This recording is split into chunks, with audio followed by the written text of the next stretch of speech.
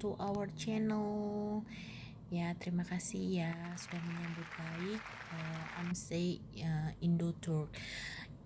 Jadi awalnya kenapa sih kita bikin video ini adalah video pertama kali kita ya, video pertama kali kita. Jadi di awal tahun ya, 31 Desember kita bikin. Jadi awal tahun ini insya Allah kita akan konsisten untuk membagi-bagi manfaat untuk kalian. Jadi seperti aku ingin membagi nih gimana sih culture di Turki gitu kan, gimana sih kalau misalkan kita itu punya family nantinya di Turki, ataukah kalian-kalian ini pingin banget punya cowok Turki gitu ya. Nah, sebetulnya sih aku punya cowok Turki itu nggak sengaja sih teman-teman. Jadi nggak sengaja kita kenalan di sebuah apartemen di Jakarta gitu ya, dan kita mulai komunikasi di situ gitu. Awalnya sih memang purely pingin kerja gitu ya, pingin ada kerjaan apa sih yang bisa dijual di Turki, apa sih yang bisa dijual di Indonesia, cuma just sharing itu aja gitu. Tapi kita tukar-tukar nomor WhatsApp di situ, terus habis gitu kita tukar-tukaran nomor handphone gitu kan. Biasanya kan WhatsApp sama handphone aku beda ya nomornya ya teman-teman. Jadi kita tukar-tukaran, kita keluar terus kita ngobrol. Ternyata di situ banyak sekali kita cocok gitu teman-teman. Cocok bukan berarti cocok langsung punya komitmen ya teman-teman ya, enggak. Jadi itu masih 1 tahun dulu ya, 1 tahun dulu kita saling mengenal gitu ya, lalu kita memutuskan untuk ada sebuah komitmen gitu. Dan di sebuah komitmen itu kita 3 tahun berjalan ya bersama, tapi memang gak gampang ya teman-teman. LDR itu memang sangat susah gitu ya. Jadi kalau misalkan yang bisa LDR sampai sekarang itu ya hebat sih teman-teman ya, kayak nggak ada masalah itu kan nggak mungkin ya. Suatu hubungan pasti bumbunya itu adalah masalah gitu teman-teman. Nah, tapi si cowok Turki ini memang dia itu protektif banget gitu, teman-teman. Jadi dia bukan kasar ya, dia bukan yang pemukul, dia bukan yang KDRT gitu, bukan. Tapi dia itu memang overprotective banget gitu sama pasangannya. Jadi kalau misalkan teman-teman itu kalau misalkan pingin punya pasangan Turki itu memang harus serius ya teman-teman. Gitu. Maksudnya serius itu dalam jadi cowok Turki itu memang orangnya itu lebih sangat menjaga si perempuan tersebut gitu.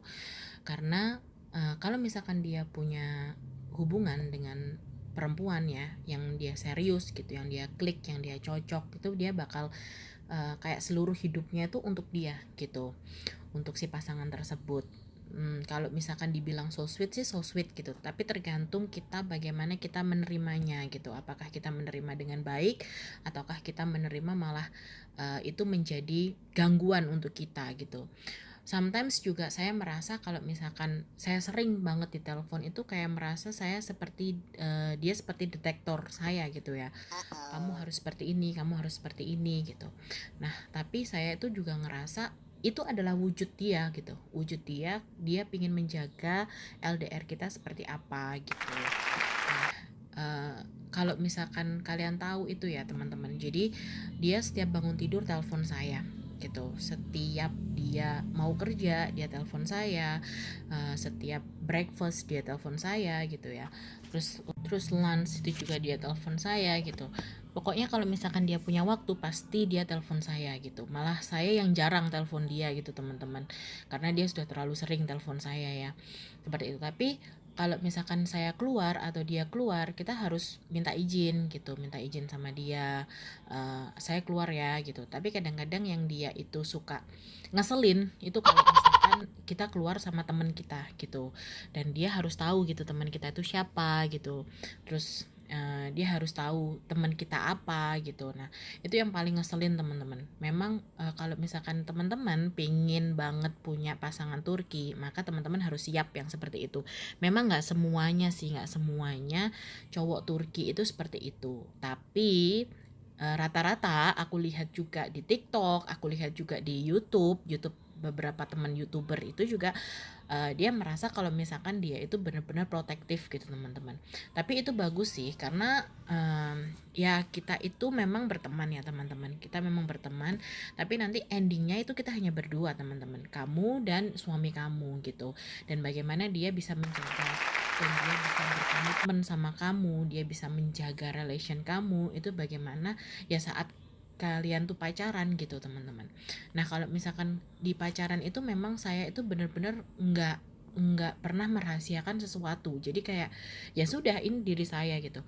Saya ya sempet ngomong kasar sama dia gitu ya.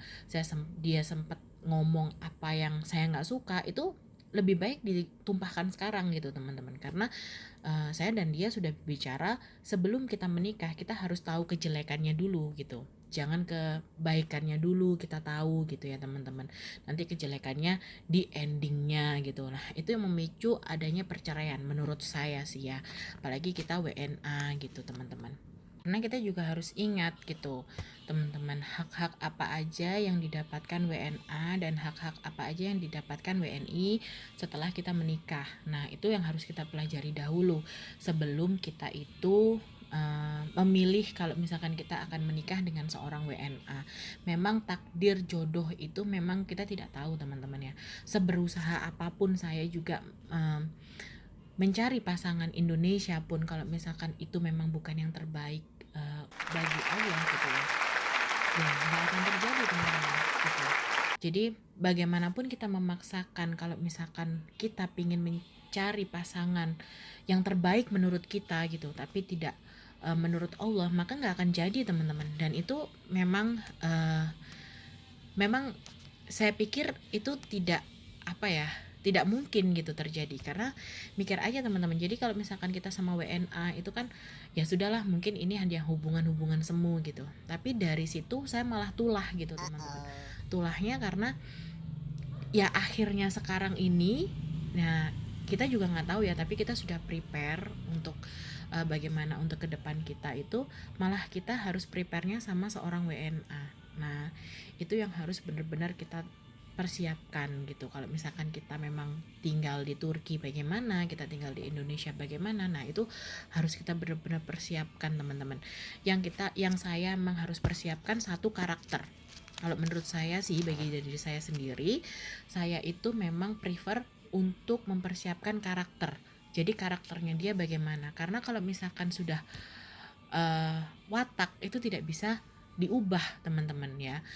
Kalau watuk, katanya orang Jawa watuk ya, watuk itu masih bisa diobati gitu teman-teman. Tapi kalau misalkan watak, memang kita harus tahu sebelum kita itu memutuskan untuk menikah, jangan sampai kita membeli kucing dalam karung gitu teman-teman. Nah kita harus tahu semua backgroundnya dia gitu ya, apalagi WNA gitu teman-teman. Jadi kalau misalkan hanya cuma so sweet aja gitu teman-teman, karena menikah itu saya pikir bukan hanya karena so sweet gitu teman-teman, tapi karena persiapan diri. Jadi apakah kita sudah siap? Kita sudah siap dalam arti bukan dari umur ya, kita sudah siap untuk pemikiran kita yang harus berubah gitu ya. Terus kita harus siap dengan keluar dari keluarga, kita harus menafkahi diri kita sendiri. Nah seperti itu apakah kita sudah siap? Seperti itu teman-teman. Jadi kalau misalkan menurut saya sih, pasangan Turki itu kalau misalkan di luar sana itu banyak yang berpikir, pertama kali keluarga saya juga berpikir bahwa Turki itu orangnya keras gitu ya, keras, KDRT gitu. Tapi saya ada salah satu teman saya juga gitu, dan saya sering berhubungan dengan dia, teman YouTube gitu ya teman-teman ya. Jadi saya cuma tanya gitu, apakah ini benar gitu. Sebetulnya ada juga orang Turki yang seperti itu, yang dia melakukan KDRT, yang dia melakukan seperti itu ya, ada. Tapi itu di pelosok katanya, di pelosok desa terpencil di situ, dan dia itu memang pendidikannya tuh kurang gitu ya, pendidikan dia tuh kurang.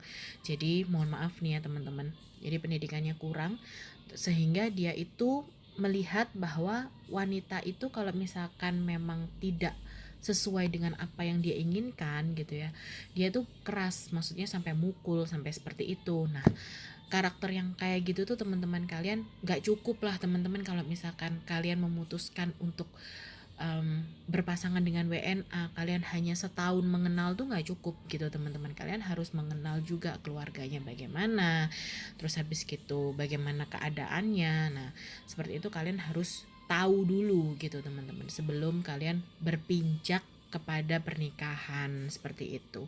Karena culture seorang Indonesia, orang Indonesia dan orang Turki itu jelas beda teman-teman.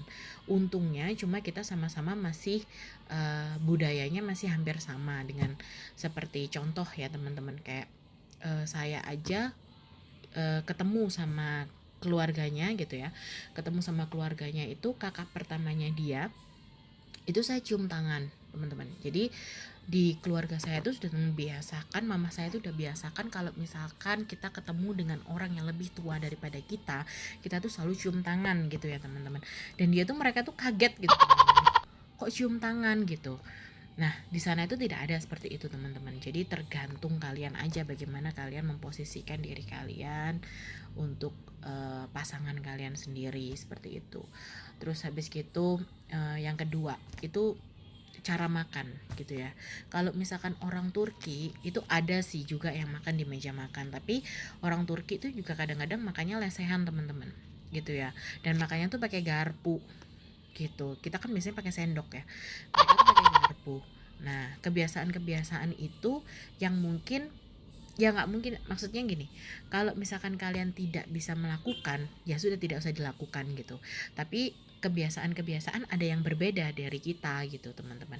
Kayak kita nggak biasa makan keju, kita kalau misalkan belum makan nasi belum makan. Nah mereka itu nggak setiap hari teman-teman makan nasi gitu. Jadi teman-teman harus persiapkan benar-benar kalau misalkan teman-teman pingin punya pasangan Turki gitu teman-teman. Semoga bermanfaat cerita-cerita saya untuk yang ingin mempunyai pasangan Turki ya. Jadi atau bukan hanya Turki ya, mungkin WNA pokoknya ya, WNA. Jadi teman-teman harus punya persiapan semuanya. Kalau misalkan kalian juga bisa buka websitenya imigrasi mungkin ya, untuk kalian tahu apa sih yang kita dapat, hak yang kita dapat untuk warga negara Indonesia jika menikah dengan warga negara asing gitu. Terus kalian juga harus tahu, kalian juga harus download aplikasi embassy yang pasangan kalian. Jadi misalkan Istanbul itu sudah ada gitu embassy-nya dan perlindungannya seperti apa orang WNI gitu. Nah itu yang harus dipersiapkan. Oke teman-teman, semoga bermanfaat.